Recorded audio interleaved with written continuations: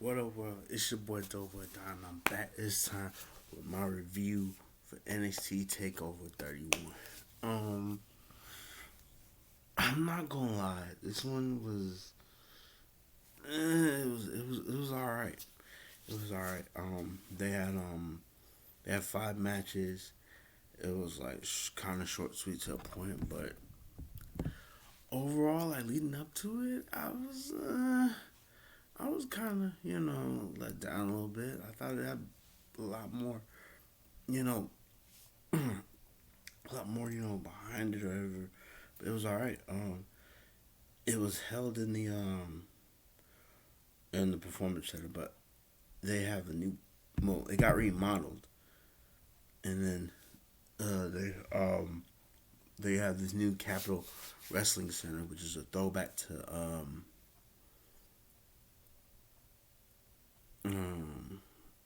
to Capitol Wrestling. The Capitol Wrestling Corporation, which is like a throwback. That was the WWE before it was WWE. Back when Vince's like father was in charge, I think. So it was just like a throwback to that, I guess. And so it was a little interesting, but you know what I'm saying. It's kind of built like the Thunderdome, but on a smaller scale. So I think that's what NXT is gonna start doing, and it was pretty cool. It was pretty cool.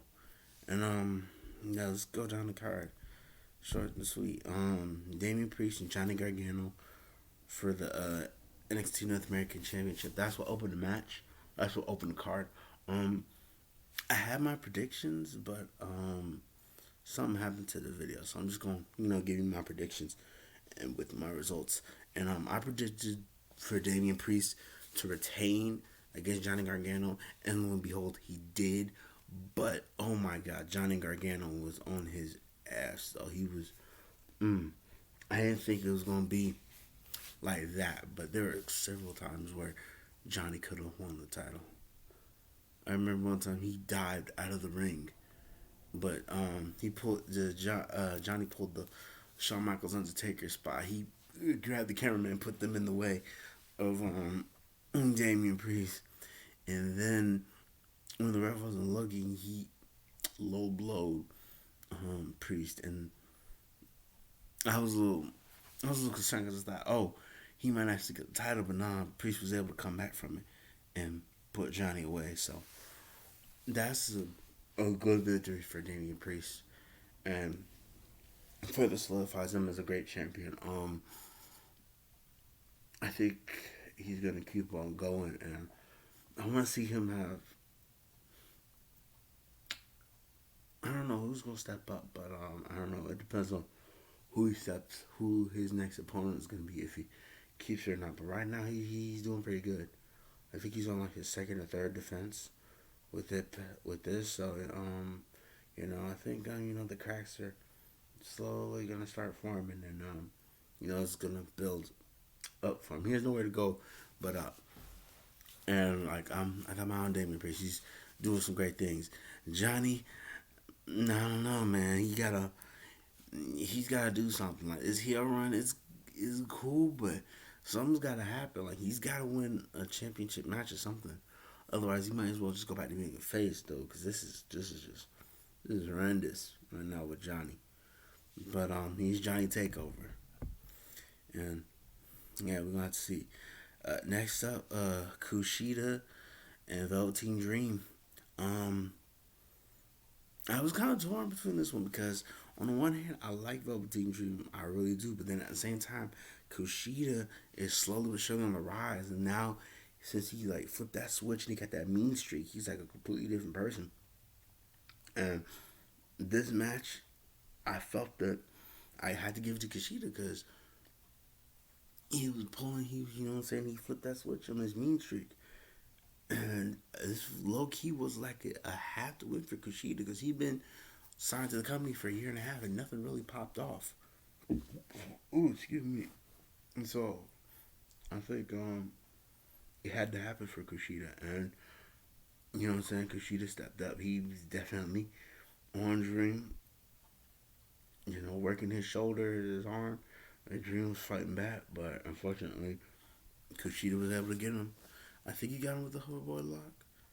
But yeah, he was able to put Velveteen Dream away, and it was a really good match. It was a really good match, and hopefully Kushida just continues to rise and maybe become the North American champion. You know, he steps up to fight Damien Priest, but I don't think he's going to fight the NXT champion. We'll get to that in a minute though.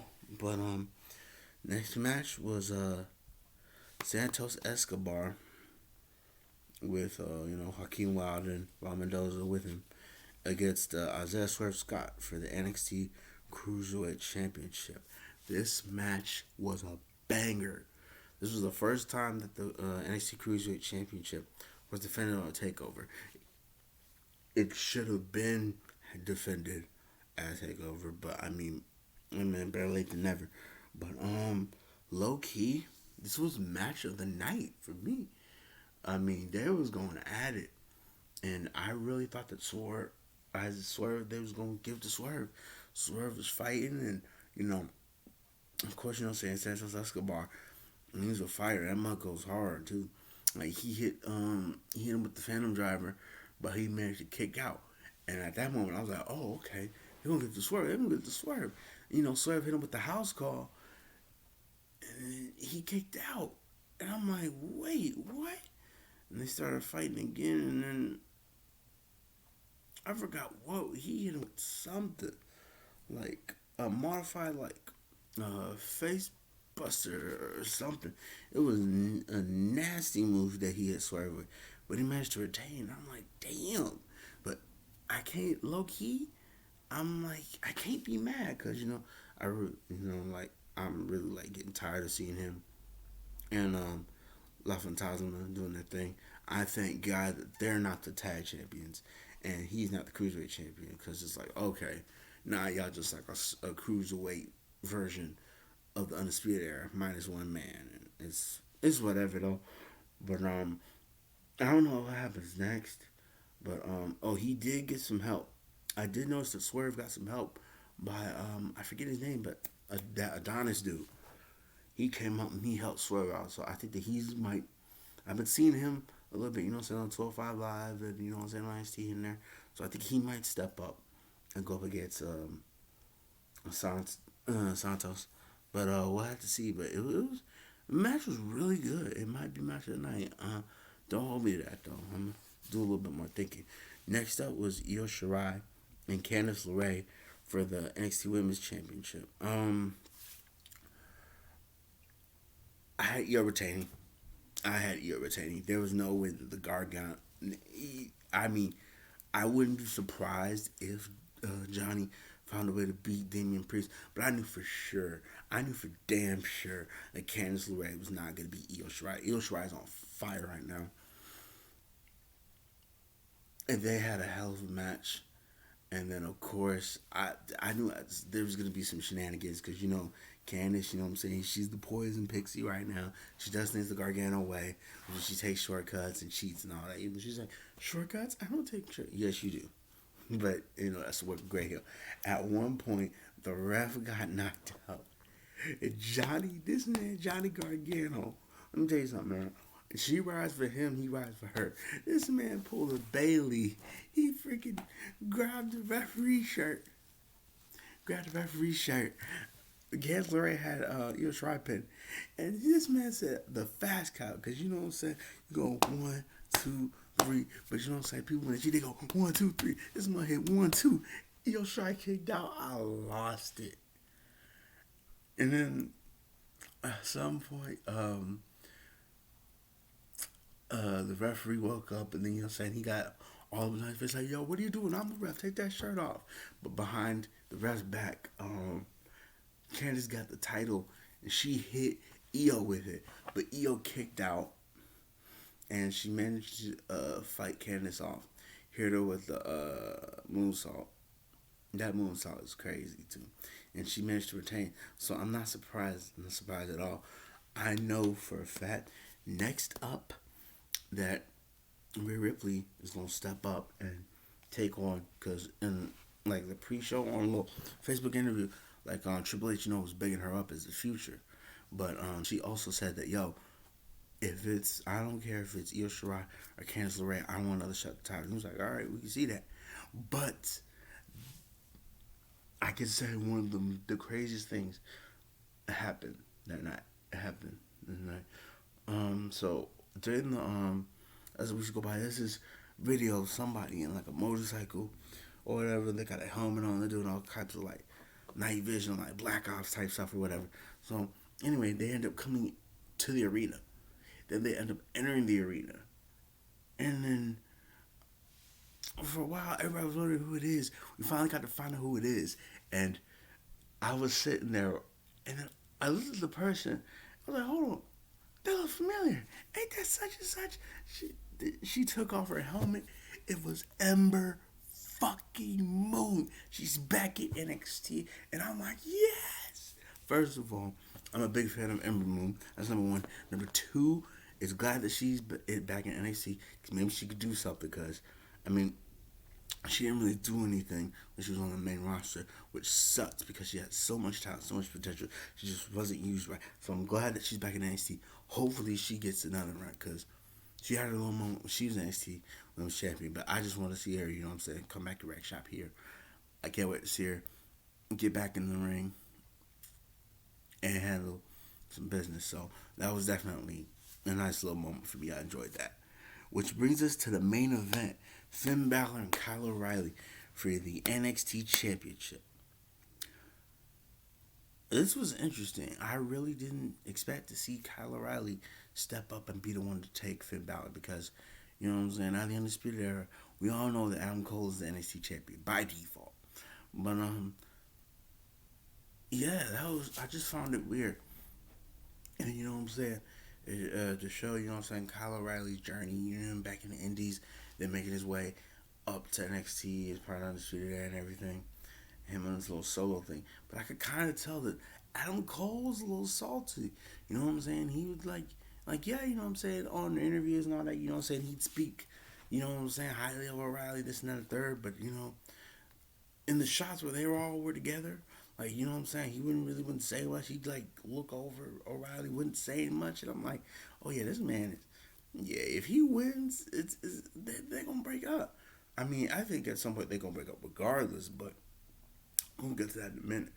But the match with Finn Balor was really good. There was a lot of technical prowess, man. There was a lot. It was a lot of hard, stiff shots. They both was bleeding out the mouth, and they was throwing down. O'Reilly could have tapped him, Finn out so many times, but Finn fought through it, and man, managed to take him out. And it was a really good match. But I knew that Finn was gonna retain. There's no way they were gonna give it to Kyle O'Reilly. I mean, don't get me wrong, man. You know what I'm saying? Salute to Kyle O'Reilly. You know what I'm saying? He deserves it. He's one hell of a competitor. But nah, he's not gonna lose to Finn Balor. I mean, I'm sorry, he's not gonna take the title off of Finn Balor. Somebody else, maybe, but not Finn Balor. Not right now. Like Finn, low key, is the hottest. And this is like the best Finn Balor that we see in a minute. By the way, man, I'm just gonna go out. And say, it. I don't know what the business is, but dude, where's the Demon King? Like, I don't know if it's because he's a prince, but I could have swore even, you know what I'm saying, back in the Indies and stuff, when he was the prince, that he still, you know what I'm saying, had the paint and everything on. Like, come on, man. Like, what is this? Is this like a personal decision? Like, Finn don't want to do it? Or is the company like, nah, dude, you can't do it? Like, come on, man. Where the Demon King at? Come on, man. I need that. I'm just saying. I mean, not that I'm complaining. Like, Finn do his thing, but I just want to see it. But yeah, that's nothing. But yeah, interesting happened. Like after the match, we look out in the crowd, and who was it? I think it's Ridge Holland. Yeah, he had like Adam Cole over his shoulder, all hung up on his shoulder, and he just slung him into the ringside like a sack of potatoes. So I guess, you know, Ridge Holland is gonna start beefing with Adam Cole. I guess I don't know. So I don't know if they're gonna build something with that over time or whatever. But I did know that I do think that they're gonna break up or whatever because Finn Balor, you know what I'm saying, you know, showed the sign of respect for Kyle O'Reilly. They shook hands, and I think, you know, Cole's gonna look at it like, yo man, what are you doing? Like, you know what I'm saying? You ain't supposed to, shake his hand. But I don't know, man. That remains to be seen.